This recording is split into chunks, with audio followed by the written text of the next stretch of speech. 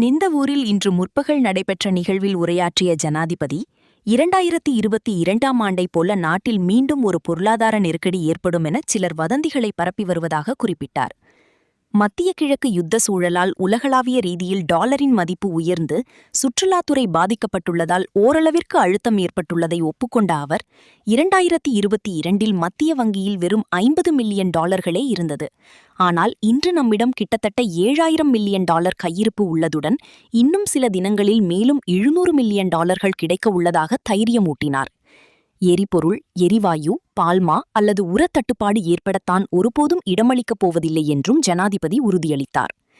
தொடர்ந்து உரையாற்றிய ஜனாதிபதி, எமது அரசாங்கம் பதவியேற்று 1.5 வருடங்களாகின்றன. நாட்டில் எங்கும் இனவாத அச்சம் இல்லை. முன்னாள் ஜனாதிபதிகளை நீதிமன்றத்திற்கும் இளஞ்ச ஊழல் ஆணைக்குழுவிற்கும் கொண்டு வந்து சட்டத்தின் முன் அனைவரும் சமன் என்பதை நிரூபித்துள்ளோம். நாடாளுமன்ற உறுப்பினர்களின் 5 ஆண்டு ஓய்வூதிய முறையை ரத்து செய்துள்ளோம்.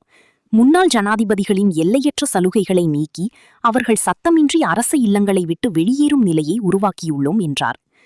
$945 மில்லியன் மதிப்பீட்டிலான நிந்தவூர் கலாசார நிலைய பணிகளுக்கு 2026 வரவு செலவு திட்டத்தில் $300 மில்லியன் ஒதுக்கியுள்ளதாகவும் 2027 டிசம்பருக்குள் பணிகள் முழுமையாக நிறைவடையும் என்றும் அவர் குறிப்பிட்டார்.